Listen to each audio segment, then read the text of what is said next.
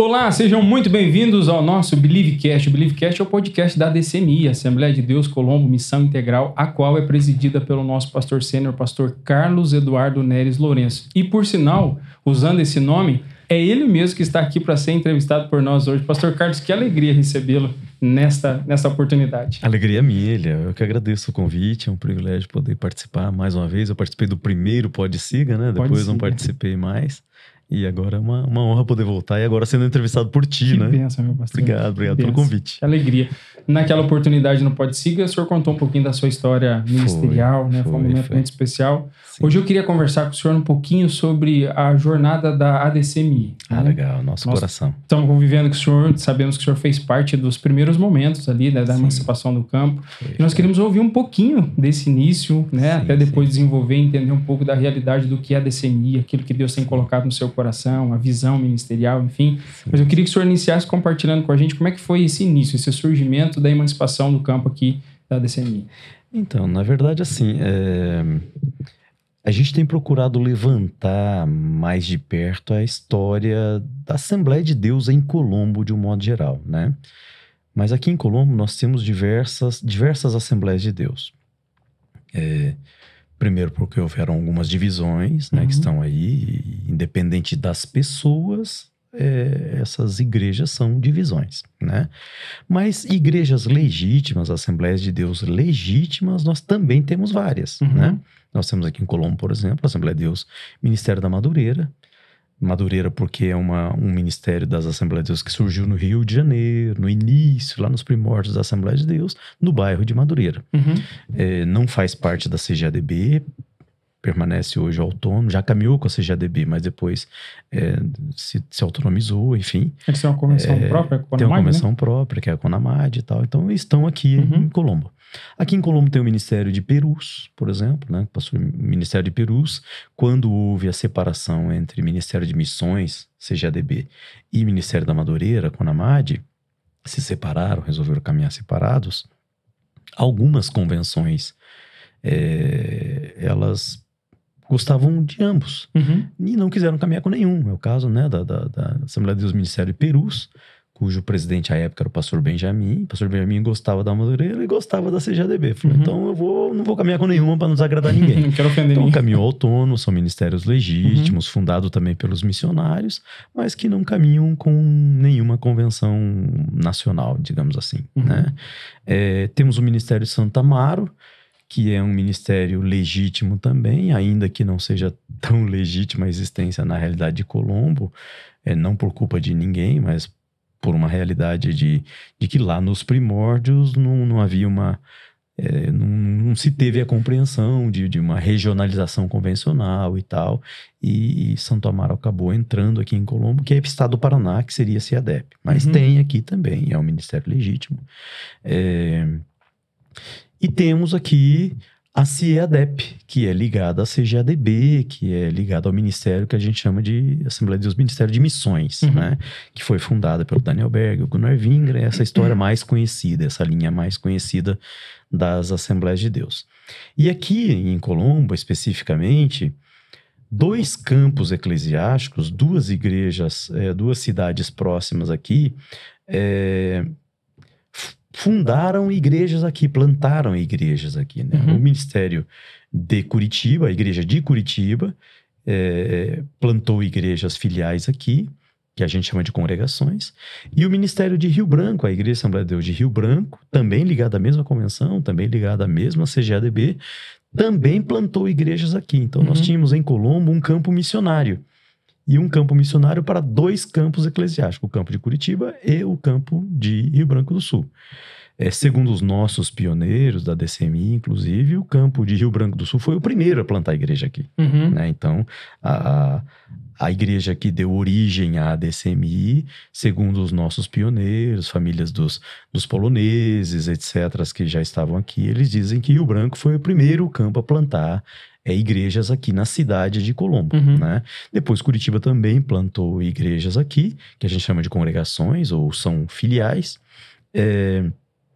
Cerca de 2006, Curitiba resolveu dar autonomia para aquelas igrejas que estavam em Colombo e que eram filiais de Curitiba.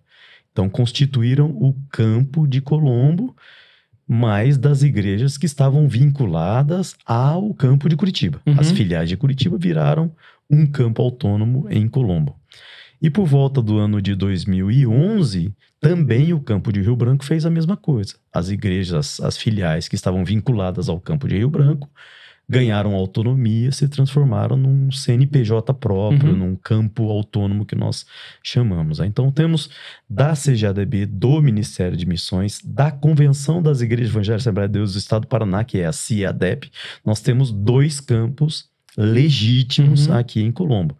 O campo que a gente chama de AD Colombo, que era afiliado a Curitiba, e a ADCMI, que é a nossa igreja, que não nasceu como ADCMI. Ela se chamava Assembleia de Deus do Guaraituba, que era um nome que eu sempre falo no púlpito, não escondo de ninguém, que me irritava, sabe? Que me deixava...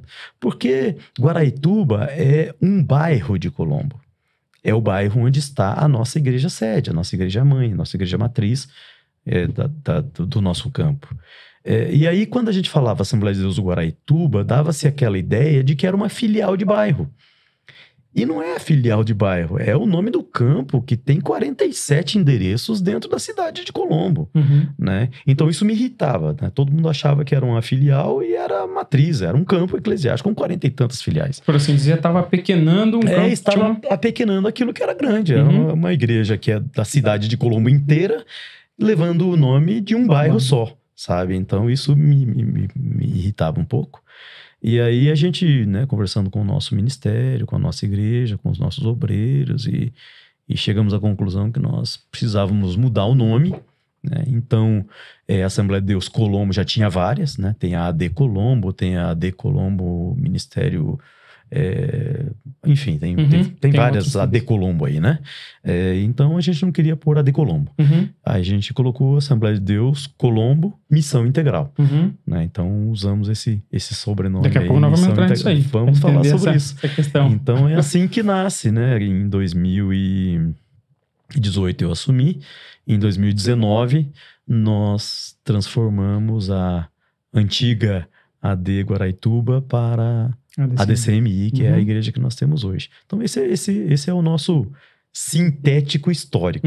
Mas nós estamos trabalhando na elaboração de um livro, enfim, de algum manual que traga a história com detalhes, os nomes dos nossos pioneiros, os primeiros missionários, as famílias polonesas que compuseram as nossas primeiras igrejas, as famílias italianas que compuseram as nossas primeiras igrejas. Pegar essa raiz da... Isso, para que a gente possa ter esse registro, né? Agora, é sempre importante frisar isso, né? Existem várias Assembleias de Deus em Colombo, nem todas são legítimas, eu não tenho problema nenhum de falar isso. Há Assembleias de Deus em Colombo que são produto da vontade pessoal de algum líder de ter a sua própria igreja. E aí ele foi lá, abriu, deu o nome de Assembleia de Deus, tá por aí, mas às vezes até se filiou a alguma convenção de algum lugar do país, mas não é legítimo. Foi um trabalho feito, aquilo que a gente chama de divisão, né? Mas temos Assembleias de Deus legítimas, também algumas. Dentre as legítimas, ligadas à CIADEP, nós temos 2, que é a AD Colombo e a ADCMI. Né? A nossa é a ADCMI.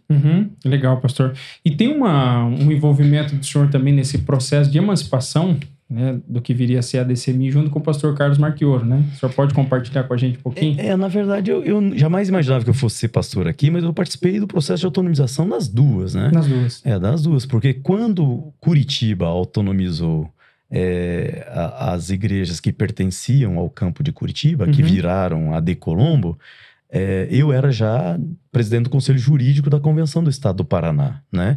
E fui consultado pelo pastor Pimentel sobre essas questões de autonomia. Participei como convencional e como jurídico da convenção, eu participei do processo de autonomização dos campos. Inclusive, alguns desses campos, foram 20 campos que Curitiba autonomizou no mesmo período. Alguns desses campos, inclusive, fui eu que fiz a Assembleia Geral para dar posse para os primeiros presidentes, para registrar os primeiros estatutos, etc. E participei, então, das discussões para a autonomização da AD Colombo, né? E isso estando em Curitiba, como um dos diretores da igreja de Curitiba.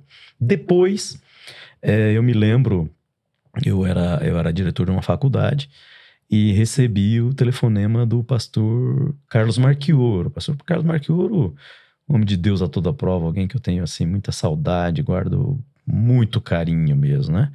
E amigo do meu pai, amigo da minha família, enfim. E o pastor Marchioro, me lembro que ele pediu para me ligar, o secretário dele me ligou na época, eu atendi, eu estava na faculdade. E eu me lembro até da voz dele, assim, né? Aquele jeitinho dele falar: Pastor Carlos, tudo bem? O irmão pode falar comigo? Ainda lembra? Eu lembro da voz, eu lembro do jeitinho dele, é maravilhoso. Eu tenho muita saudade do pastor Marchioro. E então eu me propus a conversar com ele. Ele perguntou se eu tinha tempo naquela tarde. Eu falei: tenho, pastor. E ele falou: então o irmão vem até Rio Branco e o Eloir vai te levar lá na minha chácara. E eu me lembro que eu fui até Rio Branco, o pastor Eloir me levou. O pastor Eloir, na época, era o tesoureiro do campo de Rio Branco, genro do pastor Carlos Marchioro.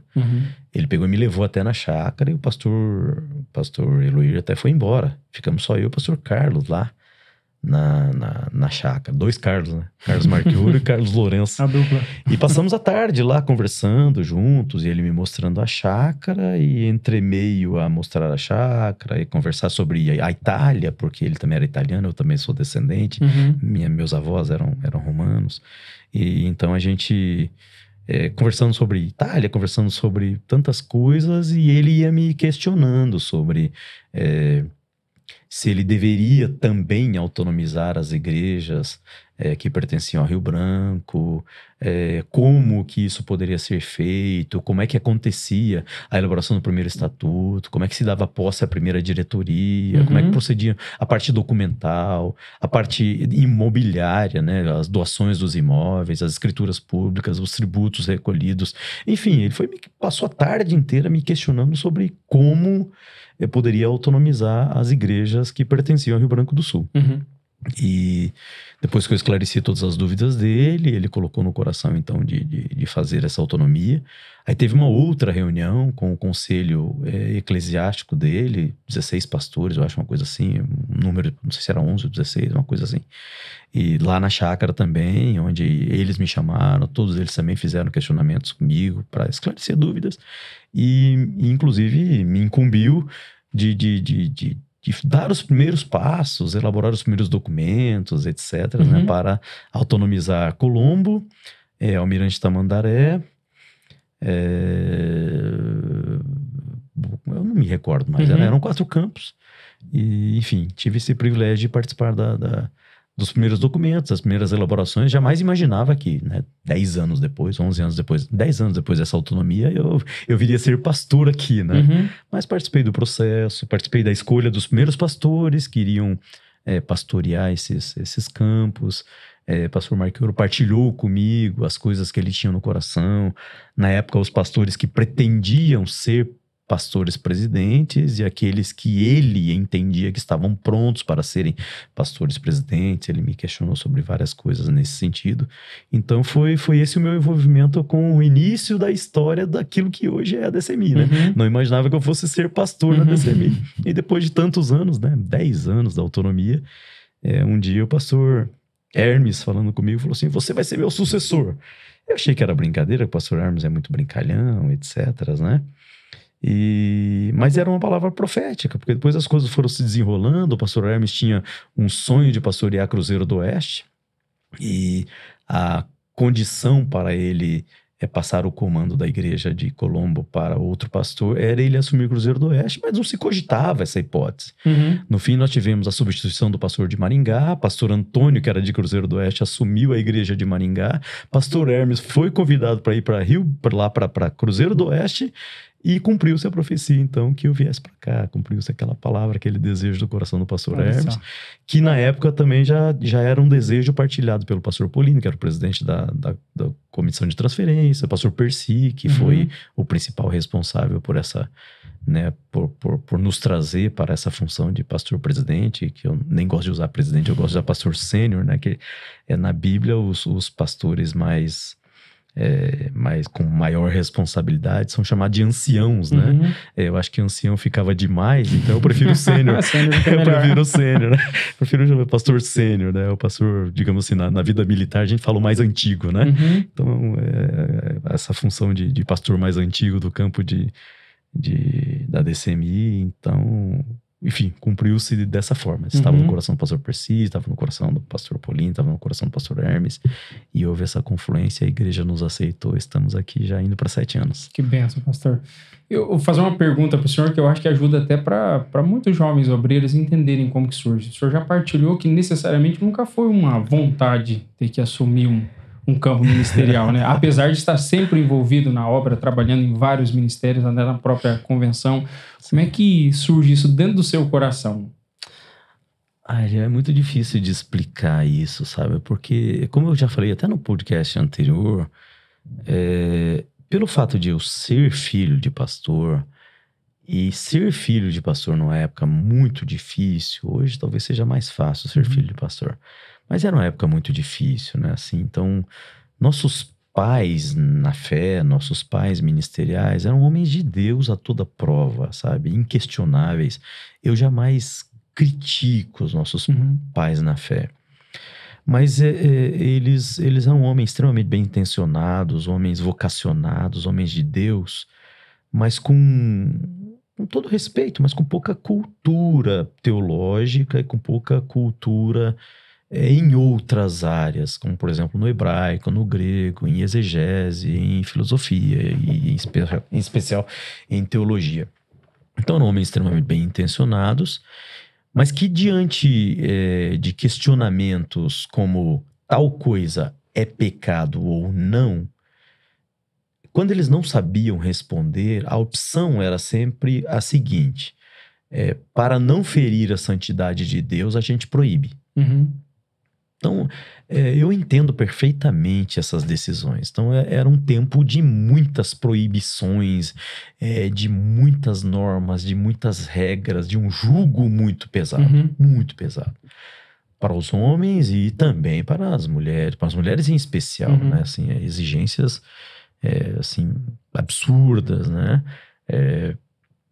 E que hoje, né, com a facilidade que a gente tem para ler os originais, com a facilidade que a gente tem para fazer a exegese do texto bíblico, com a própria compreensão do que é princípio, do que é doutrina, do que é uso, do que é costume, do que é liturgia, do que é norma de conduta social, do que é... Enfim, hoje nós temos isso tudo destrinchado. Então fica muito mais fácil distinguir o que é pecado, o que não é, o que é negociável, o que não é, o que pode ser feito, o que não deve, enfim. Hoje ficou muito mais fácil, mas na época era muito difícil. E assim, se o jugo já era pesado, se as exigências já eram tão pesadas, para o filho do pastor era ainda mais. Porque para além de tudo aquilo que já era pesado, o filho do pastor tinha que ser o exemplo, né? E o exemplo era ser mais do que o normal. O exemplo nem era cumprir aquele jugo pesado, cumprir aquelas normas pesadas. O exemplo era fazer mais do que aquelas normas pesadas. Era um bode expiatório da época. Era um bode expiatório, era isso. Então, assim, eu sempre tive muito temor a Deus, amei muito a Deus. Nunca cometi nenhum pecado atroz, nunca cometi nenhum pecado capital. Fui criado na igreja, amava a igreja, criado sendo músico da igreja, sendo adorador e amando a obra, amando a igreja. Fui criado assim. E eu realmente amava a obra. Nunca quis me afastar de Deus. Mas mesmo assim, eu fui excluído da igreja 4 vezes. Eu passei por diversas disciplinas, né, na igreja. E por coisas que hoje são risíveis, né? Quando eu conto que eu fiquei, né, assim, suspenso do rol de membros e das funções da igreja por chutar lata num terreno baldio, as pessoas dão risada. Mas é a verdade, né? Porque assim, jogar bola era pecado e chutar lata, por equiparação, era equivalente a jogar bola. E o filho do pastor tinha que ser exemplo. Então, né, na dúvida, suspende, tira da banda, tira da orquestra, não pode tocar na igreja, não pode participar da ceia, não pode isso, não pode aquilo. E depois, para entrar em comunhão, tem que pedir perdão na frente da igreja, publicamente, no culto de terça-feira. Então, assim, era muito pesado. Era muito pesado. Então, eu nunca me afastei de Deus, mas eu passei por diversos momentos, assim, bem difíceis nesse sentido. Então, eu não queria, sabe? Eu confesso para você que eu não queria ser pastor, eu não queria ser obreiro. Eu tinha uma experiência espiritual, que eu contei já no outro podcast, já, de Deus ter em sonho falado comigo que eu seria um pastor e tudo, e algo insofismável, assim, incontestável, porque... Enfim, isso foi acumulado com o mesmo dia que Deus curou a minha mãe de doença de Chagas e tal. Então, eu tinha essa voz e essa palavra de que eu seria um pastor, mas eu não queria ser. Então, era assim, era a oração de Cristo, né? Pai, passa de mim esse cálice, tanto quanto possível, eu evitava mesmo. Eu evitava mesmo. Não era um sonho, era um chamado para uma missão. Não, sim. Então, eu sabia que eu tinha essa missão, mas eu sempre pedia a Deus que me livrasse disso e eu não queria. Mas é aquele negócio, por outro lado, eu era obediente, sempre fui, como sou até hoje, né? Então, sempre tive obediência a Deus, a palavra, em primeiro lugar, claro, obediência aos meus líderes, né? E todos os pastores com os quais trabalhei, foram vários, não me exalto, mas eu tenho certeza que se questionar qualquer um deles, nenhum deles vai dizer assim, o Carlos Eduardo foi desobediente, porque eu não fui. Eu sempre... com dores, mas eu sempre obedeci, eu entendia que a voz de Deus para minha vida vinha através dos meus líderes, né? Então sempre foi assim.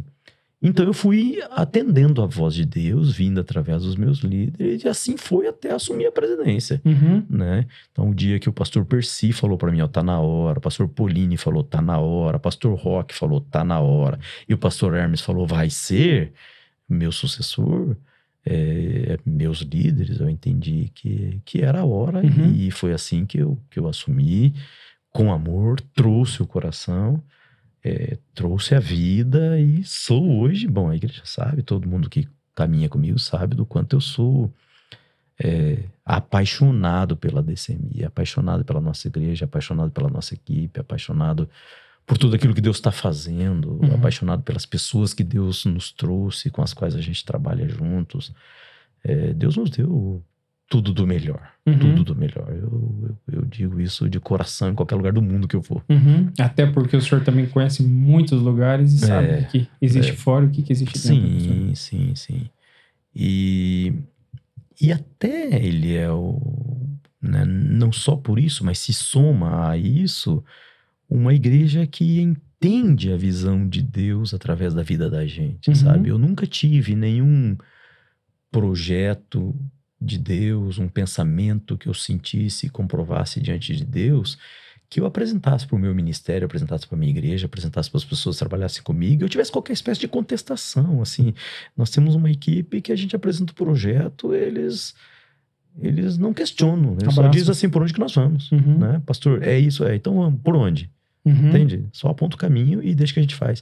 E é isso que a gente tem sido, sabe? Então a DCMI tem sido uma igreja maravilhosa, é meu coração, eu trouxe o coração e a vida para cá. Amém. E é perceptível, viu? Amém. Perceptível. Amém. O senhor falou uma palavra aí, visão. Sim. Deixa eu fazer uma perguntinha bem simples pro senhor. A visão, no seu modo de enxergar e na sua experiência, Sim. É algo que vem pronto ou é construído ao longo do tempo? Não, eu acredito que é construído ao longo do tempo, Eliel. Eu acredito que é construído. Eu acho que nós sempre somos muito limitados para entendermos a visão de Deus, né? O próprio Deus diz em Isaías, né? Os meus caminhos são mais altos que os vossos caminhos, assim como os meus pensamentos são mais altos que os vossos pensamentos. Então, é lógico que a visão de Deus é sempre muito superior, muito maior, muito mais ampla. Ele está num lugar muito mais alto do que qualquer um de nós possamos sonhar, né? E existe um outro aspecto teológico que é o aspecto da revelação gradativa, né? Uhum. Então, o próprio Deus, ele não nos revela tudo, ele É progressivo. Ele né? é progressivo, ele vai nos revelando à medida daquilo que nós temos as bases necessárias para compreender, Uhum. né?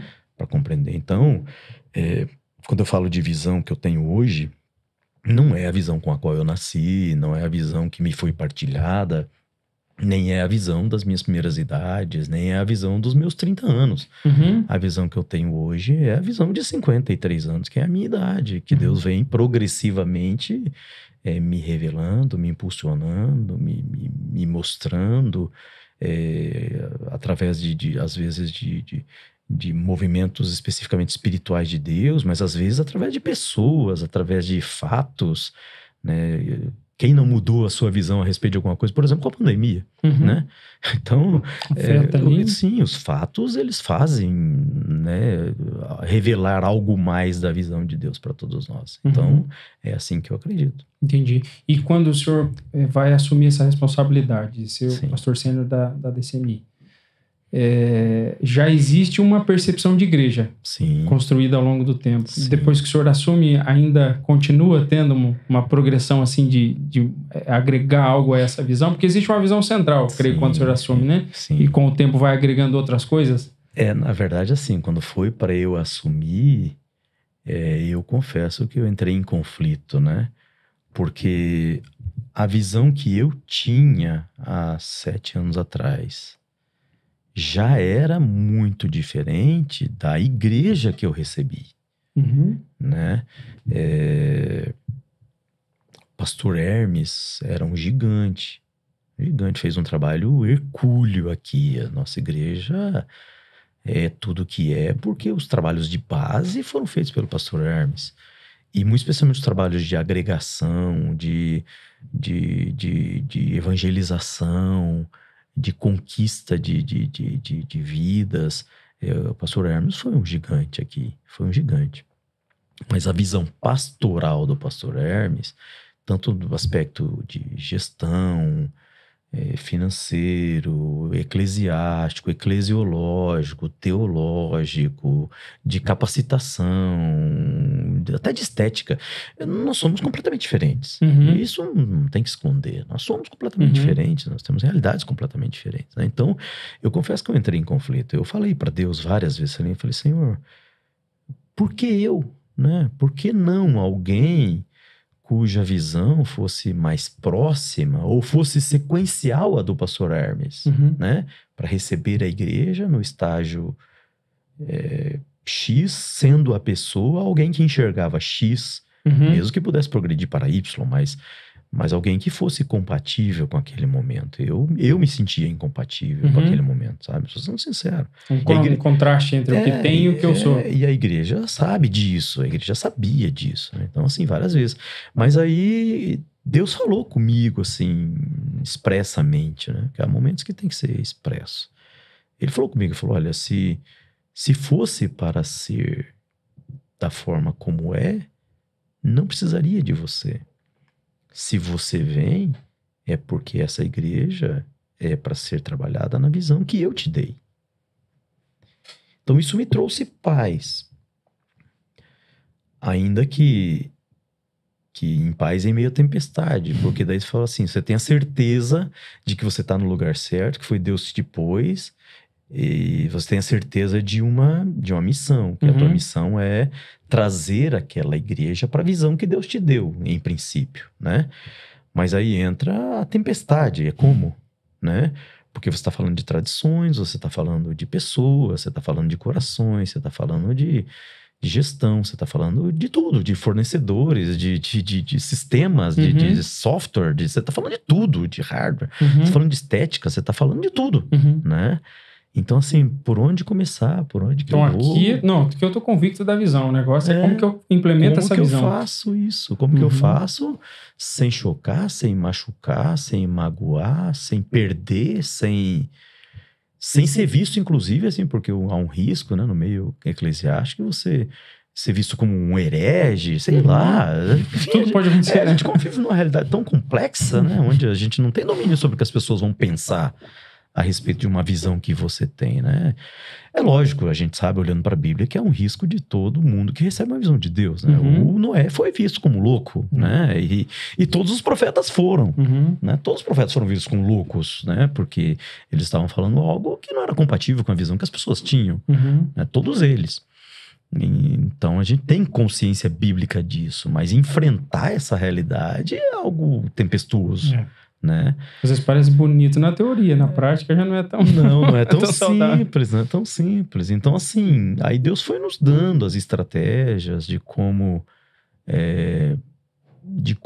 trabalhar com as primeiras idades, de como trabalhar com os irmãos já mais, né, mais experientes, como implantar os aspectos de capacitação, os cultos de ensino, onde a gente foi realmente se debruçando sobre esses aspectos, e principalmente a partir dos fundamentos, né, porque é muito importante quando você vai comunicar uma nova visão, ou uma visão que Deus te deu, não necessariamente uma nova, né, mas uma visão que Deus te deu, você comunicar que aquilo não fere os fundamentos, né? Que mostrar o que são princípios, o que são doutrinas, o que são usos, o que são costumes, onde se encaixa aquela visão que Deus te deu para o próximo passo, para a próxima mudança, para a próxima alteração que você vai ter que fazer em alguma coisa, né?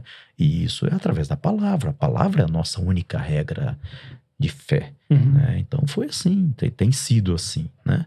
Tem sido assim. E é lógico que também 7 anos se passaram, a visão que eu tinha já não é mais a mesma, porque eu continuei estudando, continuei conversando com Deus, continuei lendo a Bíblia, continuei viajando, continuei visitando, né, Nova Zelândia, Austrália, Estados Unidos, Inglaterra, África, países sul-americanos, etc., e vendo como o vento do Espírito sopra no mundo todo, para entender onde é que a DCMI se encaixa, qual é a missão de Deus para a DCMI dentro desse universo, né, do todo, de ser sal da terra toda e luz do mundo todo, né? Esse pano de fundo maior, né? Sim. E tem uma coisa interessante que eu acho que vale a pena a gente salientar aqui também, porque o senhor chega e tem uma postura sua que, para a visão da Assembleia de Deus, parece até meio contracultural, que é a visão do pastor que assume o púlpito. Porque em muitos lugares, assim, tem bastante terceirização disso, né? E eu acho que para muitos nesse primeiro momento... E é uma coisa bem própria nossa, né? Da Assembleia de Deus, assim, porque em outras tradições o pastor é o responsável, ele é quem tem que estar à frente do púlpito dando a direção para o povo. E o senhor vem e assume essa responsabilidade, né? Na verdade, isso também é fruto da história da gente, né? Mas, em especial, teve um momento em uma das igrejas que eu passei, eu me lembro que houve um pregador que pregou e foi muito mal, falou muita besteira, falou muita bobagem e tal, dentro dessa cultura de vamos deixar as pessoas, né, pregarem, vamos deixar as pessoas ensinarem e tal. E esse pastor, né, essa pessoa pregou num dia que era um dia do culto do pastor pregar. E foi muito mal sucedido, sabe? E eu me lembro que alguns irmãos me questionaram. E eu, na época, fui conversar com o meu pastor. Eu falei, meu pastor, fui questionado por A, B, C e tal, que foi muito ruim, né, a intervenção do pregador, do domingo e tal, assim, enfim, partilhando essas coisas pastorais com ele. E eu me lembro que o meu pastor falou assim, pastor Carlos, eu fiz isso para honrar o companheiro. Eu entendi, achei legal aquilo. Depois eu encontrei uma daquelas pessoas que reclamaram e era um ancião da igreja, uma pessoa bem experiente da igreja. E eu até falei para ele, olha, irmão, a visão do pastor naquele dia, assim, foi para honrar o companheiro que pregou. Aí aquele ancião falou assim, tudo bem, vocês honraram o companheiro, mas vocês desonraram a Deus e desonraram a igreja. E aquilo foi um soco no meu estômago, assim, soco no meu estômago. E então eu comecei a olhar para a Bíblia e comecei a ver que Se há uma visão que precisa ser comunicada, se há algo de Deus que precisa ser comunicado, isso Deus não delega para ninguém. Eu não vejo, sabe? Inclusive, desde o ministério de Moisés, por exemplo, né, você vê que as coisas que Deus tinha para comunicar ao povo, Deus tinha dito, olha, Arão tá aí para te ajudar. Mas você vai olhar no Gênesis, você vê que quem comunicava era o Moisés. Quando se trata de visão de Deus, é o líder que tem que fazer. Esse é o lugar do líder, essa é a posição do líder. E o líder não pode terceirizar isso, não pode abrir mão disso. Todas as vezes na Bíblia que a gente encontra essa terceirização da comunicação da visão de Deus para o povo, dá errado. Então, o púlpito é o lugar onde o líder comunica a visão de Deus. Não é um lugar de brincadeira, não é um lugar de honrar A ou B.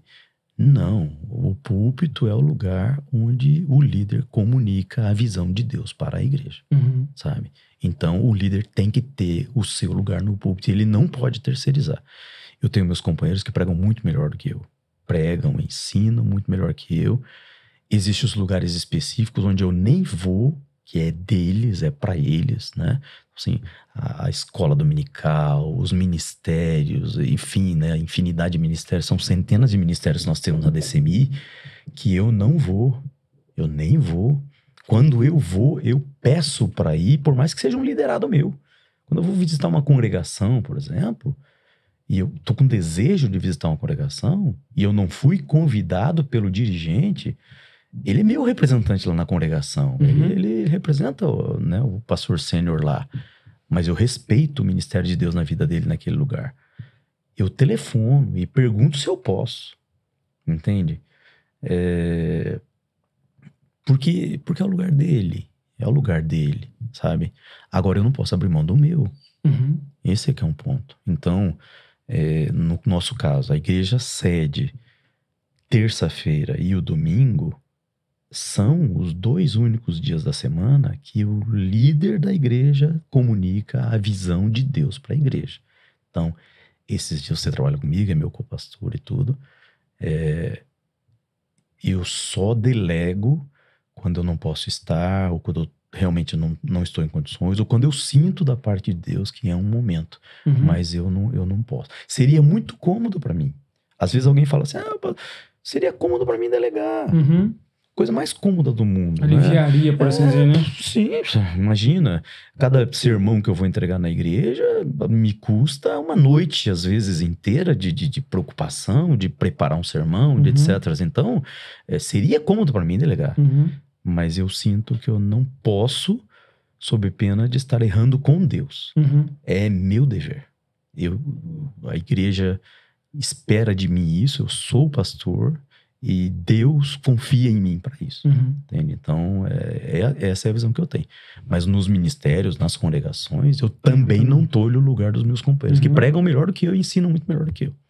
Entendi, pastor. E é interessante o senhor colocar isso porque pode ser que a visão esteja comprometida por causa de uma atitude de omissão desse pastor, né? Claro. Se Deus te deu a liderança. Mas, gente, se Moisés tivesse recebido a liderança de Deus sobre o povo, mas o Moisés ficasse dormindo na tenda enquanto Miriam estivesse ensinando o povo, o que seria do povo? Como se comunicaria a visão de Deus se Deus estava falando com Moisés e quem estava pregando era Miriam? Há um rompimento. Então, assim, nós como líderes, nós temos que consultar Deus, temos o dever de consultar Deus pelo povo, mas temos o dever de comunicar de Deus para o povo.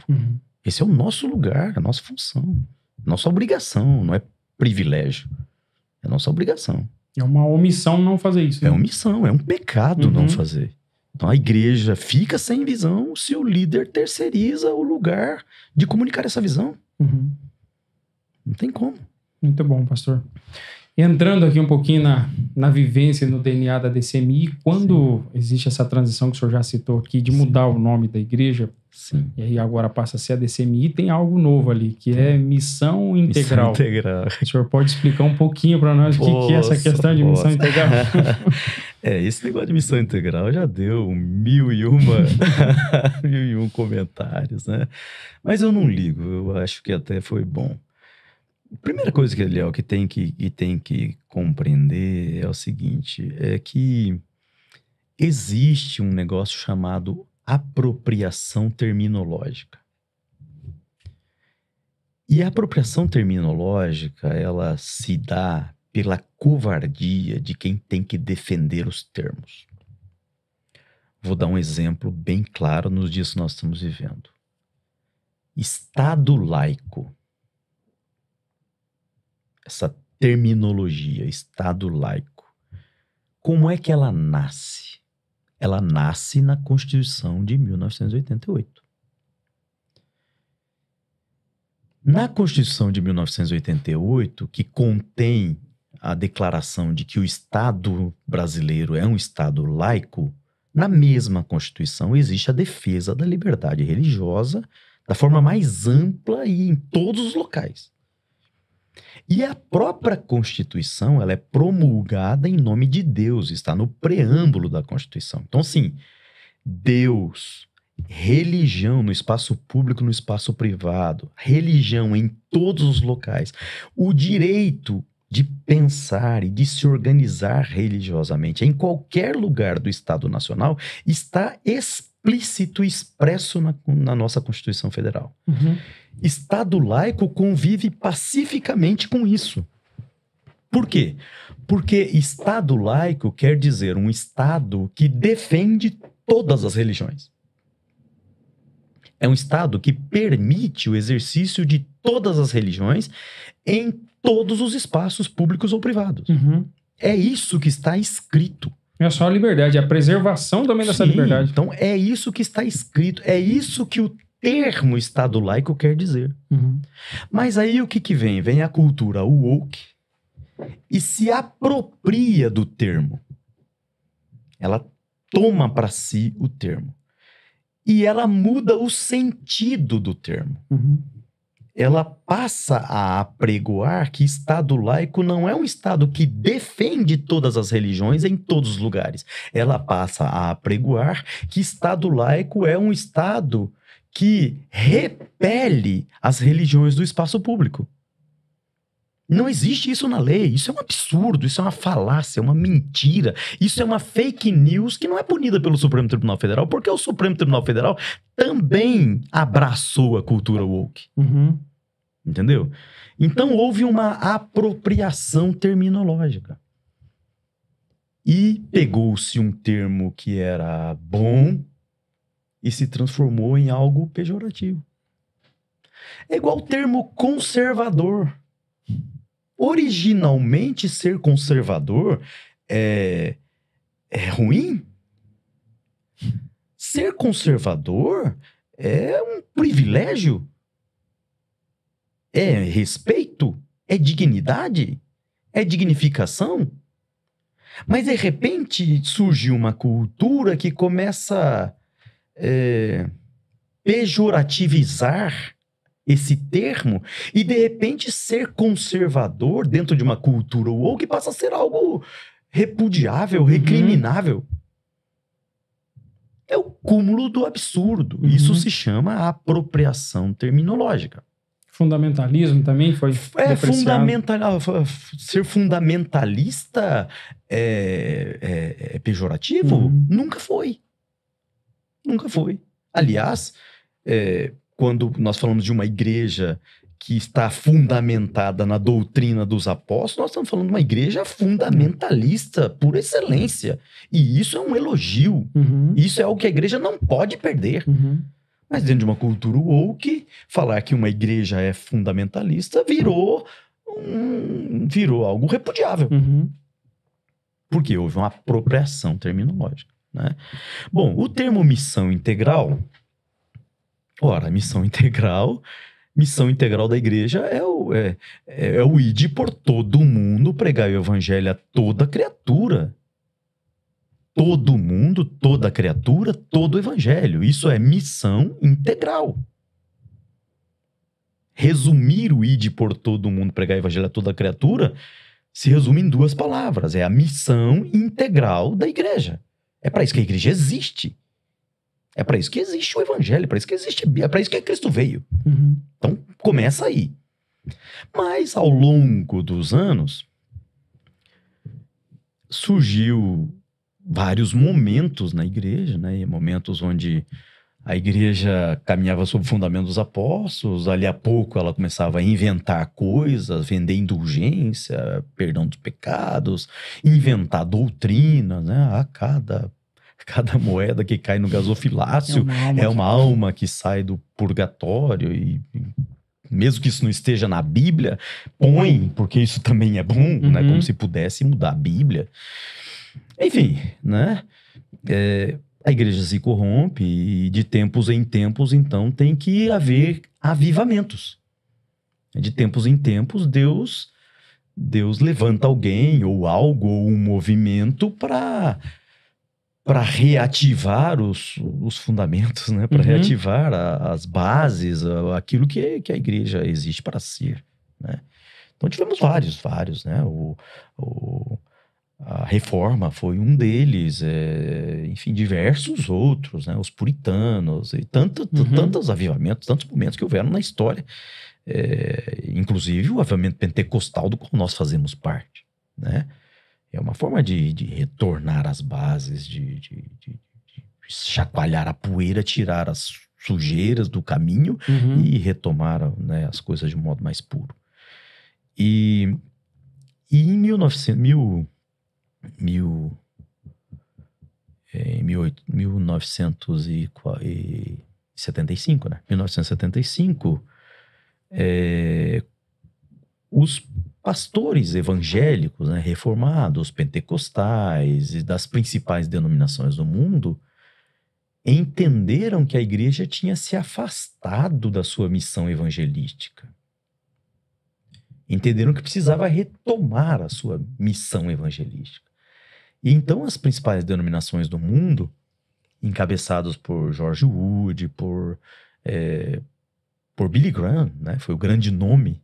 John Stott estava junto também, né? Sim, então os grandes nomes, né, reformados e pentecostais, juntos, enfim, se reuniram em Lausanne, né, na Suíça, e fizeram um pacto de retomada da evangelização mundial. E como exegese do Ide por todo mundo e como slogan do Pacto de Lausanne, lançaram a frase: um evangelho integral para um ser humano integral no mundo todo. Né? Então, evangelho integral, ser humano integral no mundo todo.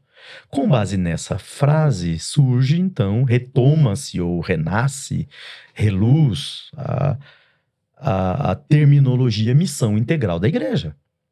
O que é a missão integral da igreja? É o ir por todo mundo, é o evangelho integral para um ser humano integral no mundo todo. Então, o Pacto de Lausanne é o pacto da missão integral. Missão integral mundial, missão integral correta, missão integral bíblica, missão integral escorreita. Mas é aquele negócio, como eu disse, né, as culturas vão se apropriando, né? E ao longo dos anos surgiu aqui na América Latina, em especial no Brasil, uma tal de teologia da missão integral, que, com todo respeito, as exceções, existem exceções, mas que só confirmam a regra, tá? Foram uma tentativa de justificar um pensamento marxista teologicamente.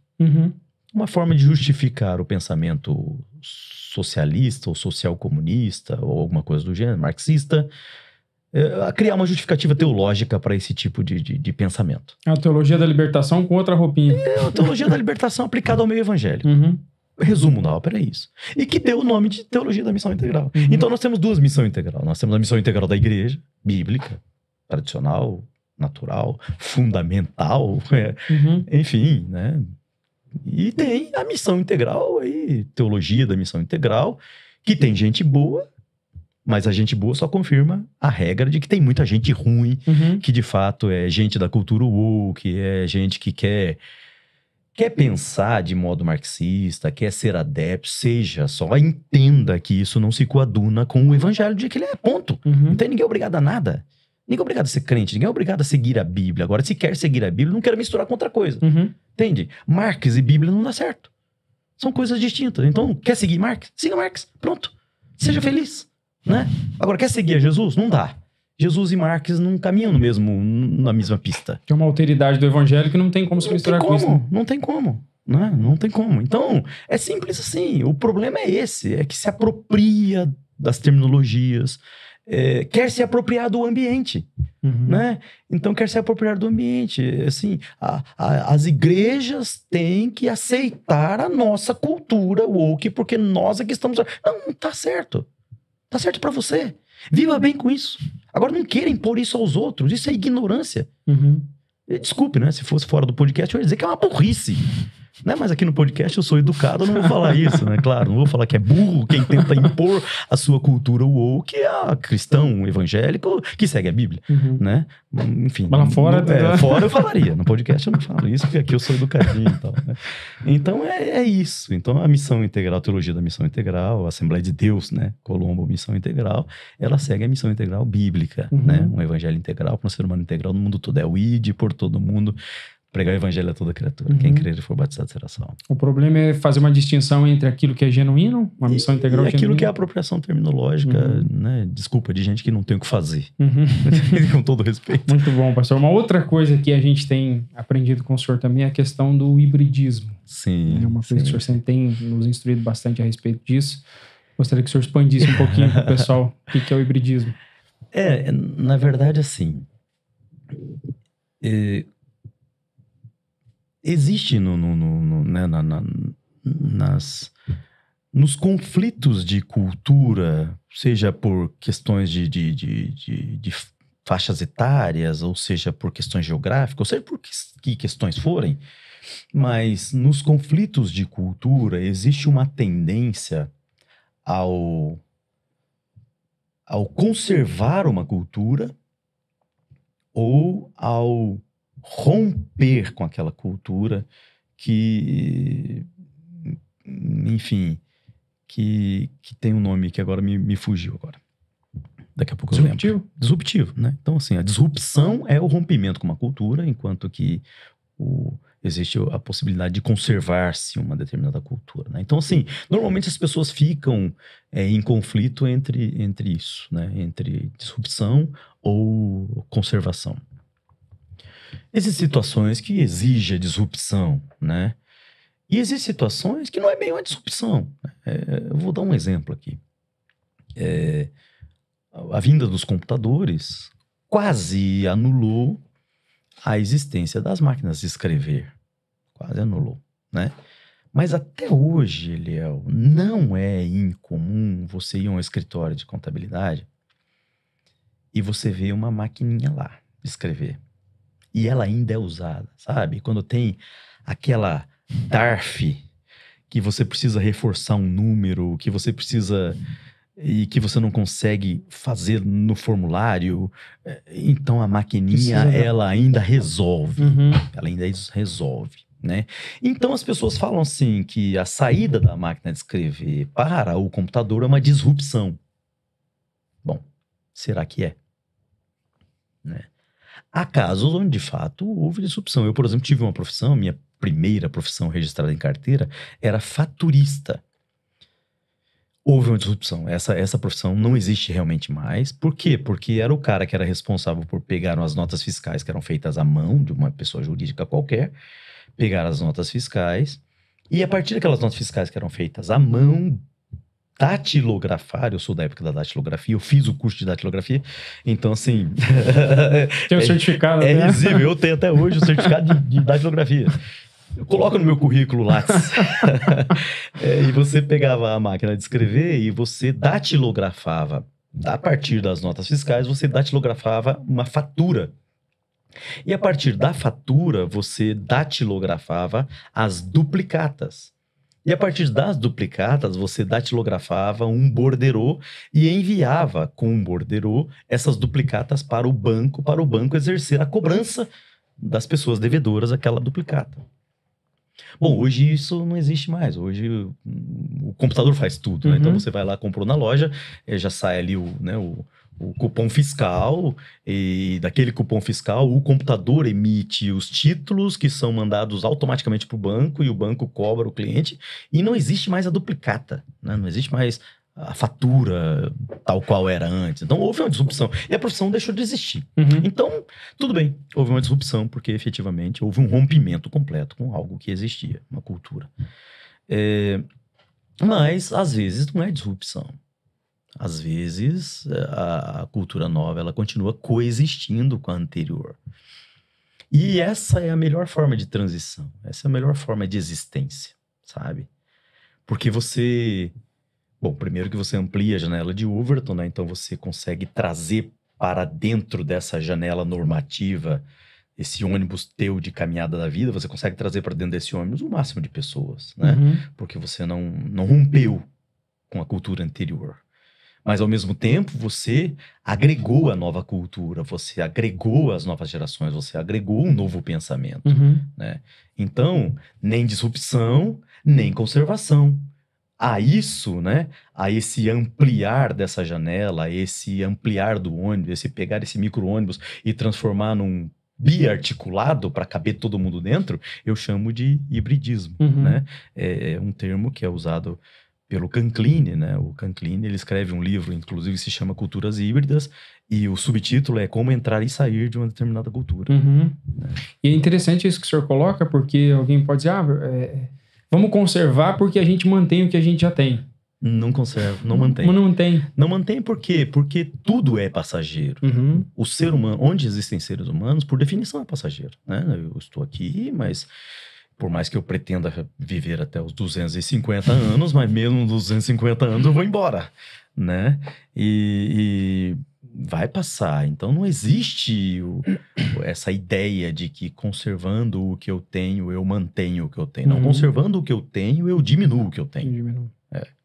E também ter essa questão disruptiva, eu posso até conseguir uma nova fatia, mas também eu já estou perdendo atrás. Você perde a anterior, você não pode fazer. E em se tratando de igreja, muito mais, né? Evangelho integral para o ser humano integral no mundo todo. Isso quer dizer ampliação dessa janela, né? Ampliação desse ônibus, ampliação dessa nave, desse navio que está levando as pessoas para o céu. É você colocar ali dentro todas as culturas, todas as possibilidades. Você não pode colocar pecado, né? O que impede entrar nesse barco é o pecado, que está bem definido na Bíblia, né?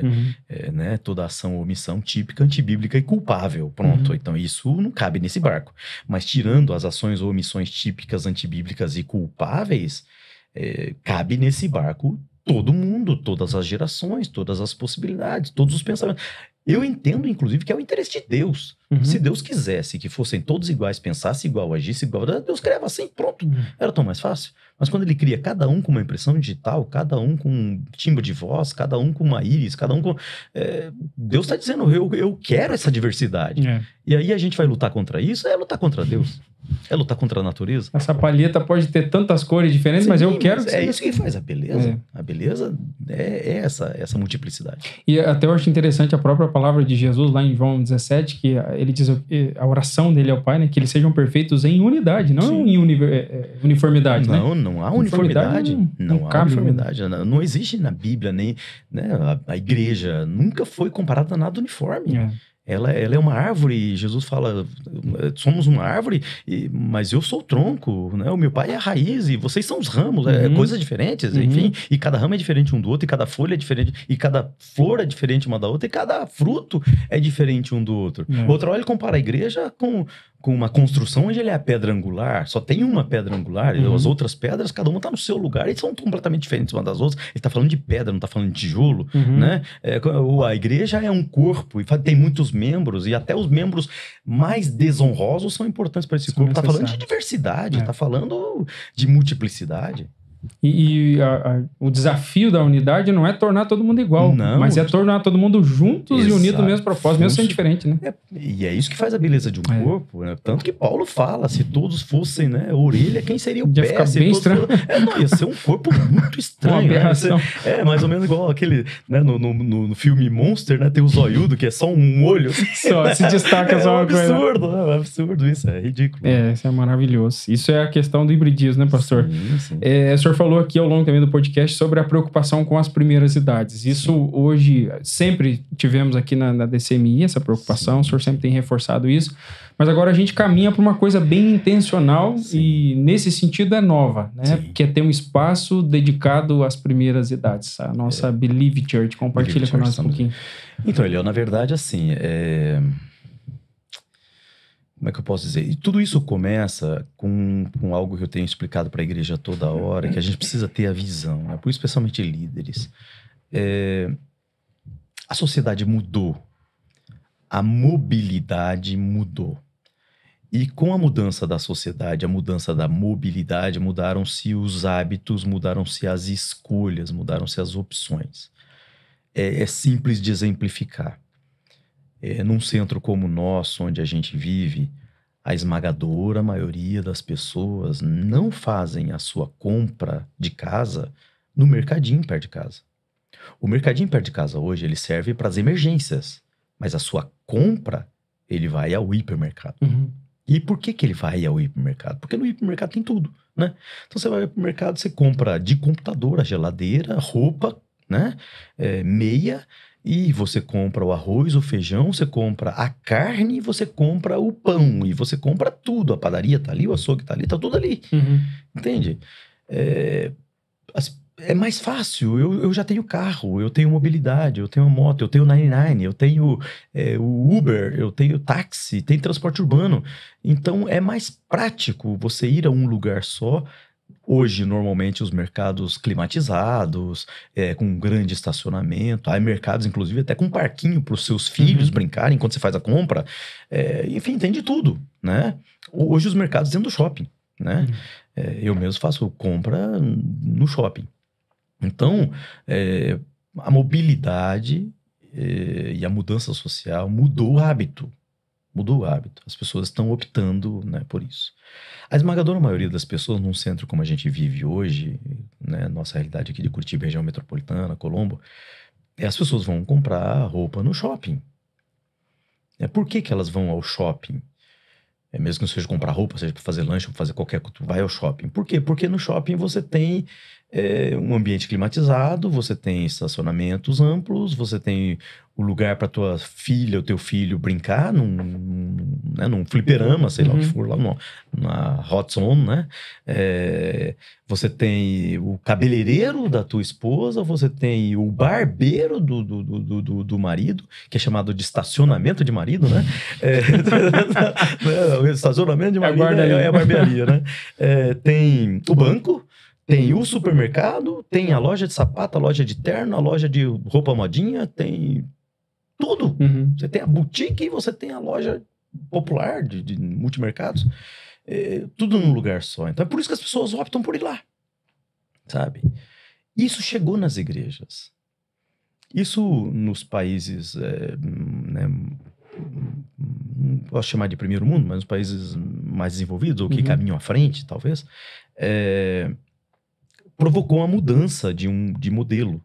As igrejas que eram multi-site, né, igrejas de múltiplos endereços, elas têm migrado gradativamente para um modelo chamado mega church, porque é muito mais prático, mais confortável e é uma opção melhor para as famílias. Ao invés de você ir naquela igrejinha perto da tua casa, que assim é confortável porque é perto da tua casa, mas não vai ter o melhor ar-condicionado porque ela é pequena, não vai ter o melhor estacionamento porque ela é pequena, não vai ter a melhor orquestra porque ela é pequena, não vai ter o melhor som porque ela é pequena, não vai ter a melhor mídia porque ela é pequena e financeiramente ela não consegue fazer. Ministério infantil, às vezes. Ministério com criança, né? Sala para as crianças, sala para os adolescentes, sala para os jovens, não vai conseguir fazer, né? Enquanto que uma mega church fica tudo muito mais prático e tudo no mesmo lugar, tudo mais confortável, etc. Então, a mudança social e a mobilidade provocou essa mudança de hábitos e isso chegou nas igrejas. É inevitável, sabe? Isso é inevitável. Então a gente tem que ter esse olhar estratégico. Aí alguém fala assim, então o ideal para a Assembleia de Deus é migrar, pastor Carlos. Eu não aconselho nenhum pastor a migrar. Nós estamos trabalhando na DCMI, inclusive, e não é para migrar. Nós estamos trabalhando na Assembleia de Deus para hibridar. Então precisamos ter os dois. A gente quer ter a igreja no bairro, perto de cada pessoa que queira a igreja perto de casa, e a gente quer ter a mega church para quem quer ir na mega church. A gente vai ter os dois aqui, né? A gente está trabalhando para isso, construindo o nosso campus para isso. Mas a realidade é que nós chegamos num ponto onde a nossa igreja matriz, a nossa igreja sede, aqui no bairro Guaraituba, a Genésio Moreschi 65. Fica aí o endereço, viu? Fica o endereço aí, um convite, né? Sempre bem-vindo. Amar e servir, para nós, não é só um slogan. Terça, 19h45, domingo, 10h20 e 19 horas. Para nós, amar e servir é um estilo de vida. Seja bem-vindo, bem-vinda. Então, nós chegamos num ponto que a nossa igreja sede do campo, são 40 e tantos endereços em Curitiba, em Colombo, ela está sendo demandada demais. Né? Nós temos pelo menos 3 encontros todos os domingos, às vezes 4, às vezes 5, né? Cultos, encontros, enfim, com culto espanhol, com ensaios, enfim. Então nós temos assim uma igreja extremamente demandada. Uhum. E o que acontece? Dentro da nossa realidade ali, nós temos um espaço muito legal, dedicado para a área de capacitação, que é a nossa unidade, a Universidade Corporativa, Universidade das Assembleias de Deus, né, unidade. E a gente tem salas lá, etc. Assim, enfim, as nossas escolas funcionam lá, nossas capacitações, nossos cursos funcionam lá e tal. Então, para a área de capacitação, a gente tem espaço dedicado. Música, Libras, tudo que a gente tem. Teologia, N cursos que a gente ministra lá. Convidado também. A gente tem espaço dedicado para isso. A gente tem espaço dedicado para as crianças, né? A gente está equipando, melhorando, enfim, cada vez tentando fazer melhor. Agora mesmo nós estamos com um projeto lá de reorganizar de novo, de melhorarmos ainda mais o nosso espaço com crianças, que já é bonitinho. Mas os nossos júniores, adolescentes e jovens, eles não têm um espaço dedicado. Eles utilizam o mesmo espaço da igreja sede, o espaço do templo, né?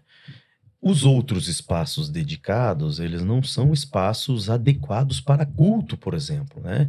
Principalmente com os equipamentos que a gente usa. A gente usa, né, luz, a gente usa cine, foto, som, telão. A gente toda uma estrutura ali que a gente usa para culto, né?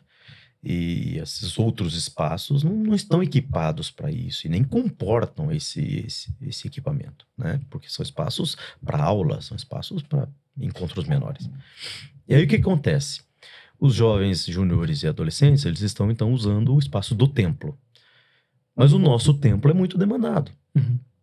Hoje a gente já está avançando para os espaços das nossas filiais, né? Então, a nossa filial, por exemplo, de Santa Terezinha, que é linda, eu digo que é o meu xodó, a gente está demandando toda hora, né? O pastor Gileno, coitado, né? Demandado toda hora, pelos diversos ministérios da igreja, porque a igreja é linda, está próxima da nossa igreja sede e tem tudo, né? Tem tela, tem luz, tem muito tudo. Bem equipada, né? Muito bem equipada. Então, mas por que chega lá no Santa Terezinha? Porque o espaço da sede já não comporta.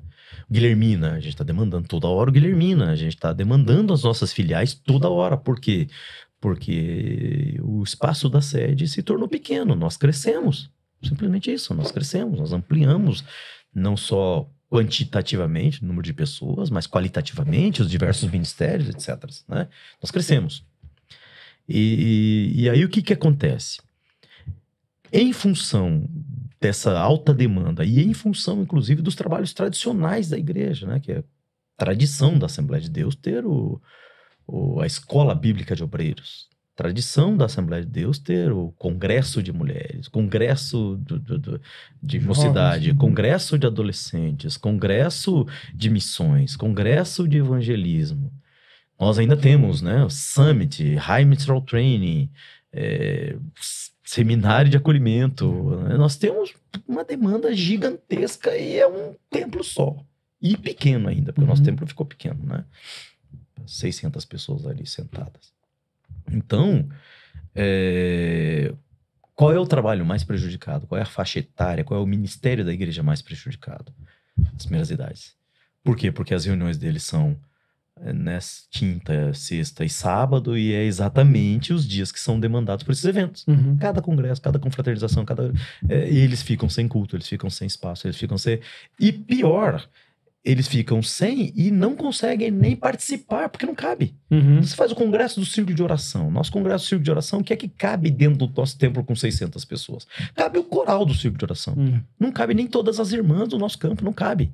Não cabe nem 50% das nossas irmãs do campo, não cabe.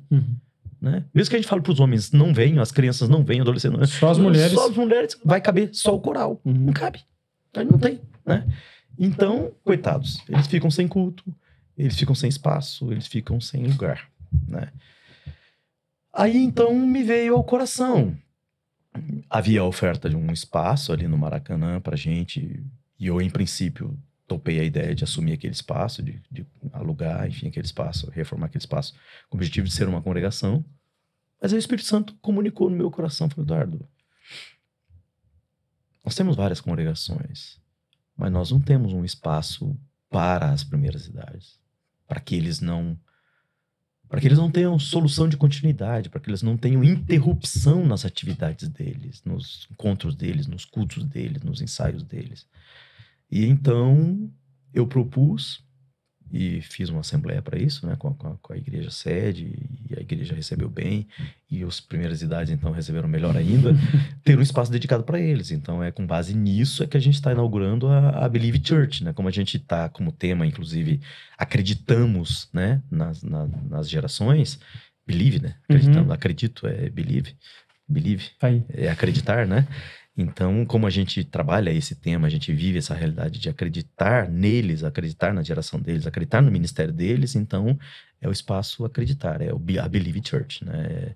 É o espaço das primeiras idades para eles fazerem igreja com a cara deles, com a cultura deles, com o louvor deles, com o som deles, com a música deles, enfim, adorar a Deus com a liberdade do coração deles, né? Não pode pecado, isso a gente continua recriminando, mas é um espaço para eles adorarem ao Senhor Jesus em espírito e em verdade, com a linguagem deles. Amém. Tá? E é isso que a gente quer. E o senhor sempre fala uma palavra que eu acho muito interessante, ensiná-los a fazer igreja, né? Exatamente, isso é muito importante. A nossa geração, Eliel, a gente aprendeu a fazer igreja, né? Assim, da minha geração para trás, todo mundo tem alguma experiência de dizer assim, esse tijolo aqui fui eu que assentei, olha, aquele banco fui eu que comprei, olha, esse som aqui fui eu que participei. Tá? Então, nossa geração tem essa experiência de fazer igreja, né? De compor uma igreja, ganhei fulano para Jesus, fiz tal evangelismo, preguei em tal lugar, etc. Então, assim, a gente fez igreja. A igreja que a gente tem hoje é fruto daquilo que a gente fez, né? A igreja é de Jesus, mas a gente fez igreja. E agora essa nova geração corre o risco deles receberem tudo pronto, né? Então, assim, nossos adolescentes tem que suar a camisa os nossos adolescentes, eles não tiveram que suar para comprar um telão, para comprar, né, máquina de fumaça, para comprar luz, para comprar som, projeção, para comprar mesas, né, diversas que nós temos lá, digitais, comprar, né, câmera. Não tiveram. E não há nada de ruim nisso, não tiveram. Eles são jovens, são adolescentes, são crianças, nasceram agora, né? Então eu quero que nesse espaço seja um espaço que eles façam igreja. É lógico que aquilo que eles já têm na igreja sede, a gente vai colocar lá para eles. Então, eles vão ter lá o telão, vão ter a luz, vão ter mesa digital, eles vão ter tudo isso. Mas eu quero que a partir disso, o restante eles façam. Do jeito que eles sonham, do jeito que eles imaginam, do jeito que Deus vai ministrando. E é lógico que a gente vai policiando, vai orientando, né? Mas de acordo com aquilo que Deus vai construindo no coração deles, eu quero que eles aprendam a transformar isso em realidade. Se Deus deu um sonho, transforme isso em realidade, porque isso é fazer igreja, sabe? Então ali é um espaço para isso, para eles fazerem igreja. Muito bom, pastor. Usando aqui o nosso nome Believe, a gente também tem 2 projetos que vieram ao coração do senhor, que a gente já tem experienciado isso no tempo que tem passado, que é o nosso Believe Seminário e o Believe Experience, né? Sim. Compartilha com a gente o que são esses 2 projetos. Compartilha.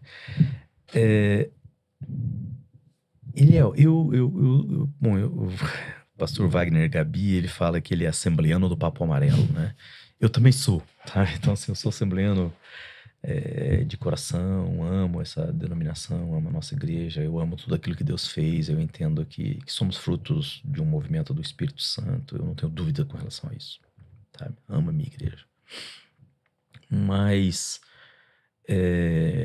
não há dúvida também de que nós, até em virtude de sermos pentecostais, etc., às vezes a gente fica meio alheado de algumas coisas, né? A gente tem tanto trabalho, tanto compromisso, tanto evento, tanto ministério, tanta coisa que a gente se alheia do resto. Fica meio alienado do resto do que está acontecendo no mundo. Se isola. Se isola.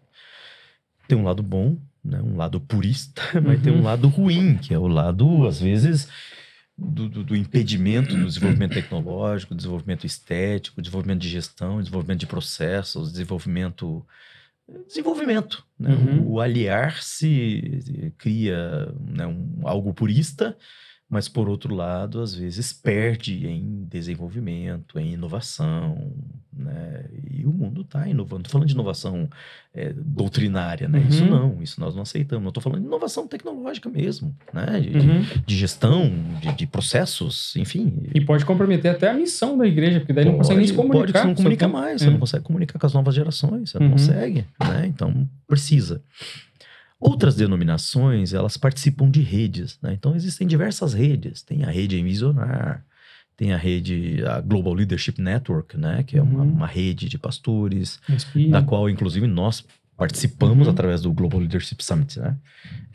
Tem a GKPN, né? A Global Kingdom Partnership Network, né? Que é uma rede também missional, com visão missionária no mundo e tal. Então, tem diversas redes.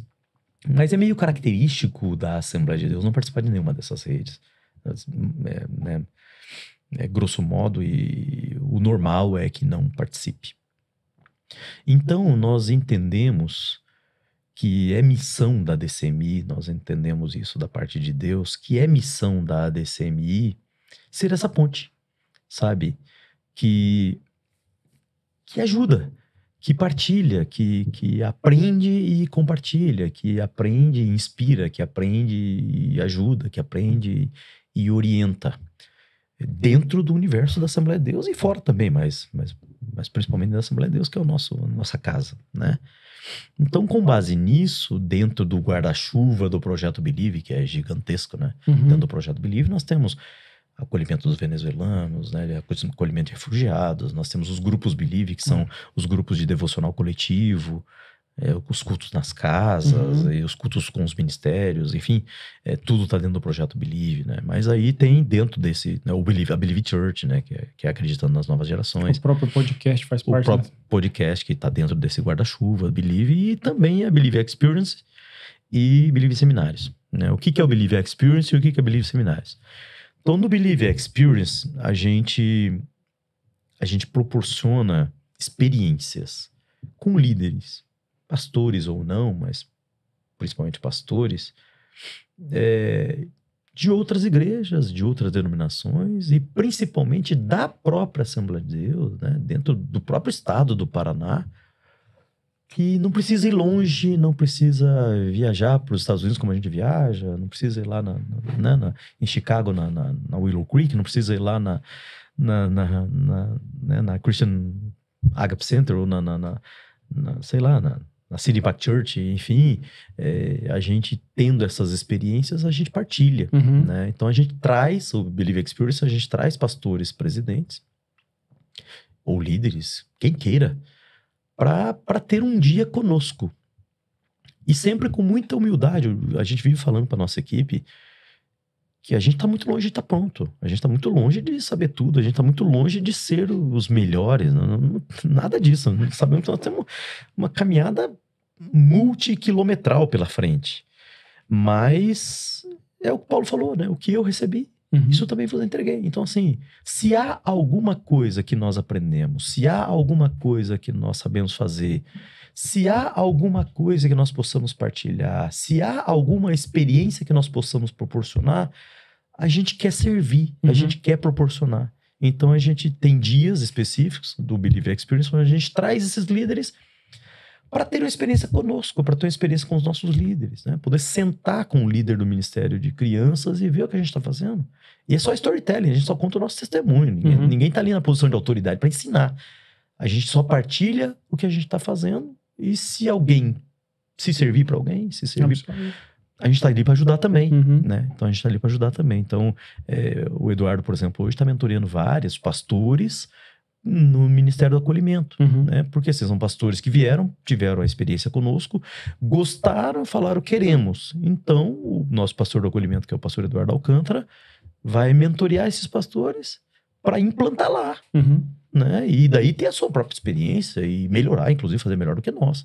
Mas se há alguma coisa em nós que nós possamos partilhar, a gente não segura para nós, a gente Uhum. quer partilhar. Então isso é o Believe Experience, a gente traz líderes para ter uma experiência conosco. Legal. E tem o Believe Seminários, que são igrejas às vezes que não tem condições de trazer todos os seus líderes para cá, para ter essa experiência conosco, que querem uma capacitação mais ampla, ou que às vezes até igrejas sem condições financeiras, até de convidar às vezes um pregador, um ensinador para vir ministrar sobre determinado assunto.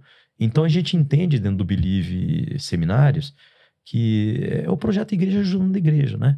Então a gente pega toda a nossa equipe a nosso custo, sem custo para a igreja que vai receber, a gente pega a nossa equipe, leva lá e ministra lá 2, 3 dias de seminário, passando a nossa experiência. Se servir também bem, se não servir, a gente contou o nosso testemunho. Damos glória a Deus junto e vamos embora, Uhum. né? Mas se servir para alguma coisa, se incentivar, se despertar, se motivar, se melhorar, se modificar alguma coisa nessa igreja, a gente vai lá com o maior prazer e a gente passa 1, 2 dias lá e a gente ministra esses seminários sobre cada um dos nossos ministérios, partilhando a nossa experiência. É só isso. Abençoando o reino. E é sempre, né? Não é o método paulino, né? O método paulino é doutrinário, de daqui, né? É o método lucano. Lucas gostava de ensinar contando história. É o storytelling, né? Então, esse é o nosso método. A gente não vai lá para ensinar como é que faz. A gente vai lá para contar como é que a gente tem feito. É isso. Apresentar o trabalho, né? Apresentar o que a gente tem feito. E eu acho muito legal isso, porque, igual o senhor falou, muitos não vão conseguir viajar para outros lugares. Sim. E quando vem e participa, seja do Believe Experience ou do Believe Seminário, ali já foi feito um filtro. Sim. Que às vezes o medo, meu Deus, eu vou ter algum tipo de contaminação. E principalmente o filtro para a realidade, né, de uma Assembleia de Deus, que é o nosso caso. Eu gosto muito. O pastor Hernandes, ele diz o seguinte, ele diz que gosta de ler biografias porque você aprende em algumas horas que você passa com o livro aquilo que o biografado levou a vida inteira, né? Verdade. Então, o que a gente proporciona basicamente é isso, a gente conta a nossa biografia, né? Então, assim, é lógico que aquilo que a gente tem feito é produto de cada um de nós da equipe, né? E da experiência de cada um de nós. Então, você pega a experiência do pastor Eduardo Alcântara, né? Que foi para a Austrália, que foi imigrante, que viveu a realidade de limpar banheiros, essas coisas, né? Enfim, a vida de imigrante, e aprendeu o que é uma igreja de imigrantes, foi lá, serviu na C3, montou grupos de devocional coletivo na C3, depois foi para Hillsong, teve a experiência na Hillsong, na Austrália, etc, enfim, e veio, e hoje, né, montou nosso Ministério do Acolhimento, está trabalhando com isso. Então, são anos, né? Aí pega a tua experiência, pega a minha experiência, pega a experiência do Vitor, pega a experiência do Anderson, pega a experiência do Nelson, pega a experiência do Daniel, pega a experiência do Marcos, pega a experiência do Milton, da Rede, pega a experiência do Jackson e da Kelly, pega a experiência do Cláudio Dadai, enfim, são anos, né? Somando tudo, dá séculos de experiências que a gente trouxe e condensou e que tá na DCMI, né? Então, assim, você passa um dia com a gente, você vai ter a experiência de ter contato com séculos de experiência num único dia. É como ler uma biografia, né? Você pode aprender ou não, você que sabe, né? Mas você tem a possibilidade de aprender num dia aquilo que nós levamos, né? Uma centena de anos para aprender. Então, basicamente é isso. Muito bom, pastor. Nós estamos caminhando para o fim, com muita tristeza, porque tinha muita coisa para trazer. Mas tem uma coisa muito, muito especial que hoje mesmo alguém compartilhou comigo e eu fiquei com um misto de tristeza e de alegria. O que é isso, né? Até a própria pastora Mariane brinca, né? Da gente que é curitibano, que tem esse jeito mais... Sim, mais comedido. Isso. E é interessante porque dentro desse nosso cenário, do cenário que eu cresci e convivi, parecia que tinha um pouco ainda de distanciamento dessa pessoalidade, desse contato, né? Sim. E quando se pensa sobre questão de pastores e de líderes, muitas vezes se viu, não é generalizar, mas muitas vezes se viu alguns que estavam muito distantes do povo. Sim. Isso fazia com que parecia que tinha uma plataforma de elitização. Uma barreira mesmo. E aí, o senhor tem, é parte do seu DNA, essa forma de ser acolhedor, de abraçar. E eu achei até interessante que a pessoa... eu amo abraçar, amo abraçar. É um abraçador compulsivo. Eu, se tirar meus braços, eu morri.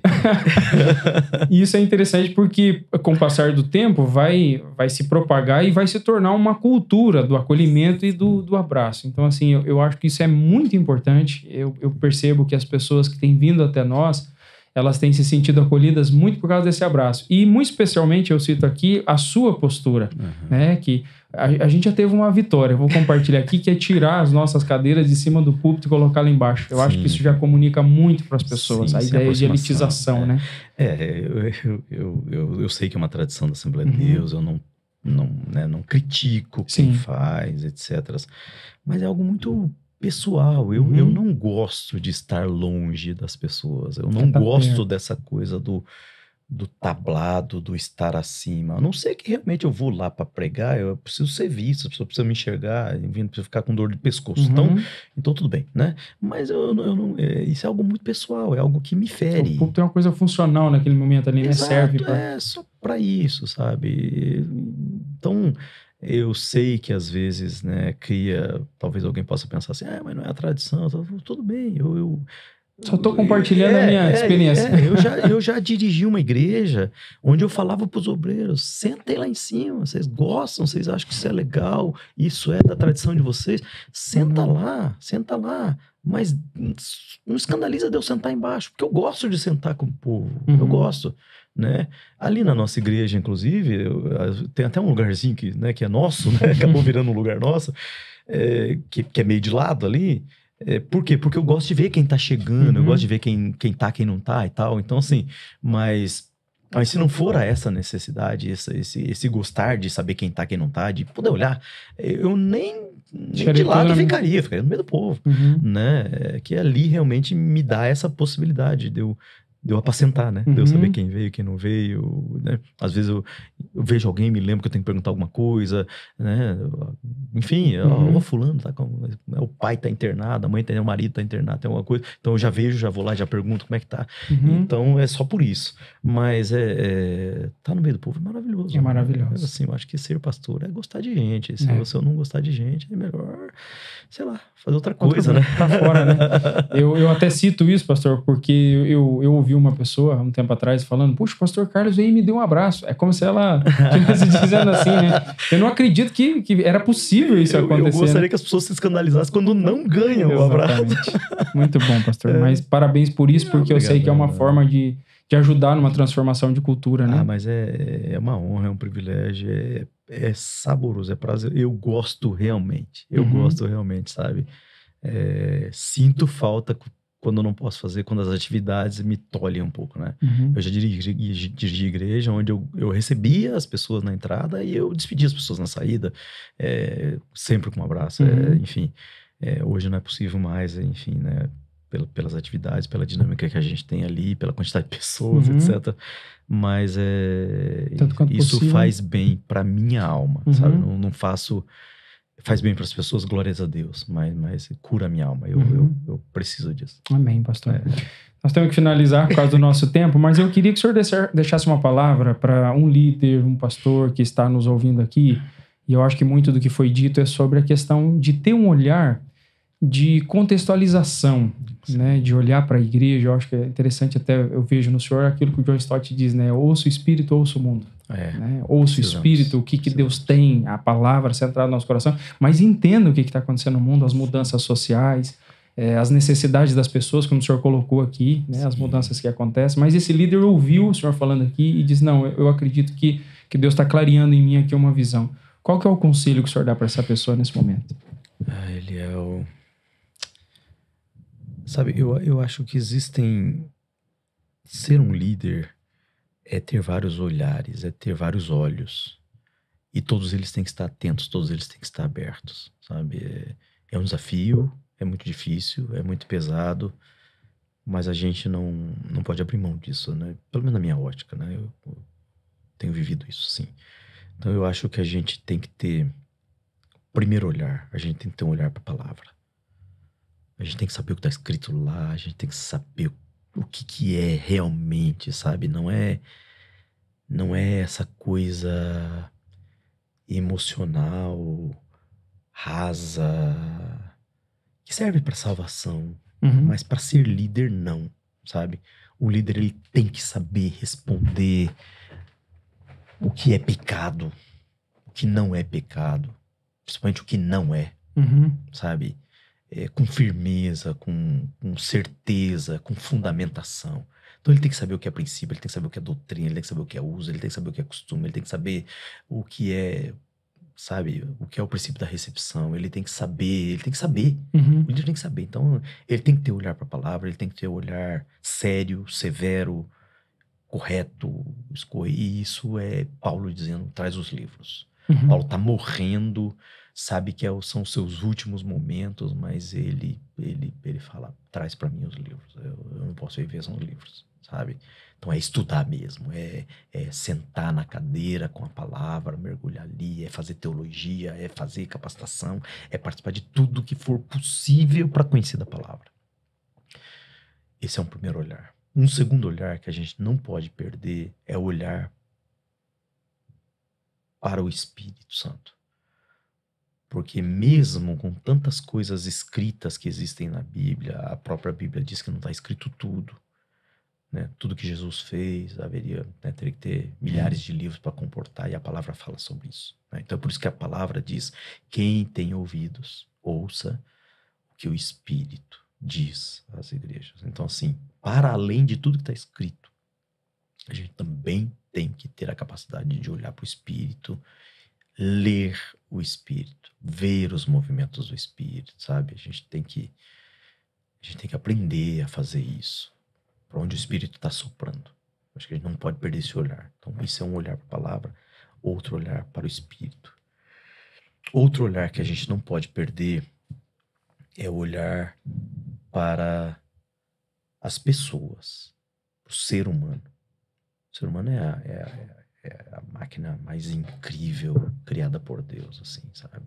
E olhar para o ser humano é olhar, né, de acordo com Tessalonicenses 5:23, é olhar para o corpo, né, aquilo que é físico, enfim, aquilo que é clínico, que é médico, que é, enfim, é olhar, é cuidar, é olhar para a alma, a psique, né, a volição, as vontades, os desejos, os anseios, enfim, né?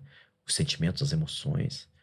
E é olhar para o espírito, né? O que é o espírito do homem, as movimentações espirituais do homem. A gente não pode perder esse olhar, porque esse é o nosso material de trabalho. Isso é a razão da nossa existência como líder na igreja. E a palavra que o Senhor usa em Romanos 12, da humanidade toda, né? É a humanidade toda, né? Rogo-vos, pois, irmãos, para compartilhar o somatomounos, né?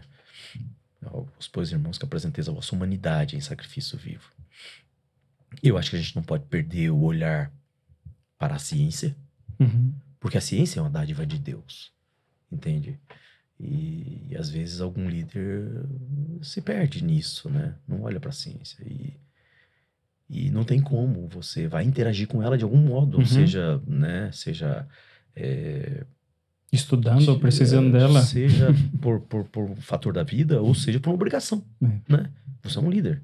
Então, por exemplo, as ciências contábeis, eu sou um líder, eu sou um pastor da igreja, eu tenho que saber ler um balanço, eu tenho que saber o que é ativo, o que é passivo, o que é um imobilizado, eu tenho que saber o que é uma raiz, eu tenho que saber o que é uma declaração de renda, né?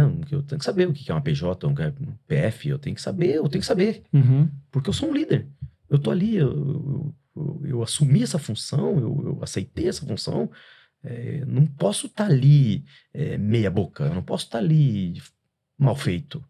Eu tenho que saber o que é um projeto, né, de construção, eu tenho que saber o que é um alvará de construção, alvará de funcionamento, eu tenho que saber. Eu não posso perder esse olhar para a ciência, e a ciência no modo geral, né?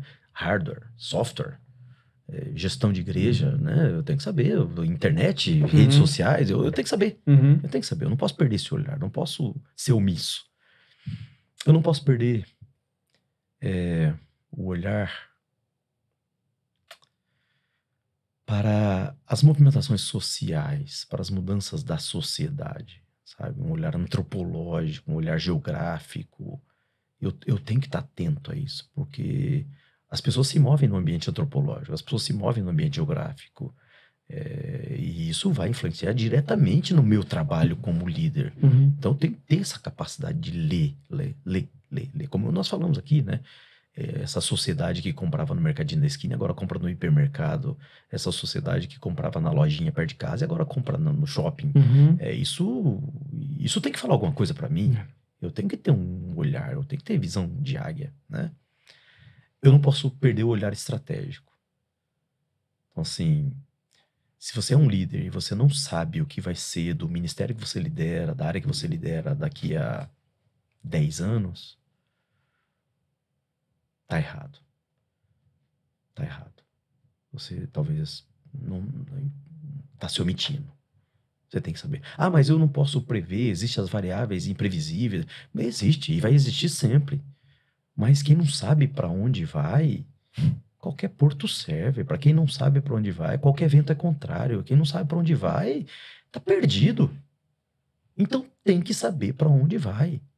Tem que ter um planejamento estratégico. Você tem que saber o que você vai fazer amanhã. Você tem que saber o que você vai fazer daqui a 5 anos. Tem que saber para onde as coisas vão caminhar daqui a 20 anos, daqui a 30 anos. Porque vai chegar. E eu vejo muitos líderes, inclusive, colocando suas famílias em aperto, porque não tem um planejamento estratégico para a igreja, não tem um planejamento estratégico para sua família, não tem um planejamento estratégico para sua aposentadoria, não tem um planejamento estratégico para sua saúde. Meu Deus, isso é omissão. Entende? Então, eu acho que ser líder é ter vários olhos e manter todos abertos. Eu penso que é isso, sabe? Se eu fosse resumir, seria por aí. Pastor, obrigado por esse tempo. Eu tenho certeza que tudo que o senhor compartilhou aqui é de grande valia para mim e para todas as pessoas que nos acompanham aqui. E vai ter que voltar, porque tem um monte de coisa aqui que tinha que ser dita. Com prazer, com alegria. Deus continue abençoando sua vida, sua família, seu ministério. Obrigado pela confiança, pelo carinho. Eliel, eu que agradeço você, a Fernandinha, o Isaac, Luquinhas, né, que são meus filhos e netos que eu amo muito, você sabe disso. Não é só porque nós estamos aqui, isso é falado aqui publicamente, mas é falado também em particular. E cada um da equipe, né? Nós temos uma equipe maravilhosa, assim, desde os nossos membros da diretoria, pastor Lúcio, pastor Vanderlei, cada um dos membros da diretoria, que são maravilhosos. A nossa equipe do administrativo, né, que são, meu Deus, são o meu coração. Os nossos líderes de ministérios, todos eles, gente talentosa, gente que se doa para Deus. Os nossos príncipes, né, eu chamo de príncipes, que são os nossos líderes das nossas filiais. Tanto eles quanto as suas esposas, homens e mulheres assim, que a gente deve honrar com todo o coração, porque são dignos dessa honra, né? Enfim, toda a DCMI, né? A DCMI tem sido a minha vida, o meu coração, e eu louvo muito a Deus por ser recebido como pastor dessa igreja. Amém. E a cada um dos que nos ouvem, que participam conosco, né? Tantas pessoas, porque aquilo que a gente é fruto das pessoas que a gente encontrou ao longo da vida e das pessoas que a gente vai encontrar ainda, né? Então, todas as pessoas que de alguma forma me tocaram, me ensinaram alguma coisa, partilharam. Minha família, né? Minha esposa, minhas filhas maravilhosas que cuidam, enfim, de mim e do reino com tanto amor. Todos, fica aqui meu agradecimento, meu carinho. Amém. Uma honra para mim servir com vocês, Amém. de verdade. Prazer é nosso também. Obrigado por me aceitarem nessa equipe. Amém, amém. Nós amamos o Senhor, amamos a sua família. O Senhor é bênção demais na nossa vida. Amém. É o homem de Deus que foi colocado para nos ajudar na caminhada. Obrigado. Até a próxima, se Deus quiser. Deus abençoe. E o Rafinha, né? E o Rafinha tá aqui nos bastidores. Rafinha, né? O Gileno. Ele vai ter que gravar comigo, eu falei para ele poder. Sim, o Rafa tem que revelar o rosto aqui. Tem que revelar. E para você que nos acompanhou até aqui, gente, eu sempre digo, né? Todo o conteúdo aqui especial. Hoje, muito especialmente porque todas as pessoas que aqui passaram, né, receberam a influência desse nosso querido pastor Carlos. E pega esse conteúdo, né? Se você não é inscrito, se inscreve no nosso canal. Ali embaixo tem um linkzinho, compartilhe com outras pessoas. Tem riqueza demais aqui para que você mantenha sua mente contigo, compartilha com outros para que mais pessoas sejam abençoadas. E ficamos aqui até o nosso próximo episódio. Que Deus abençoe e um grande abraço.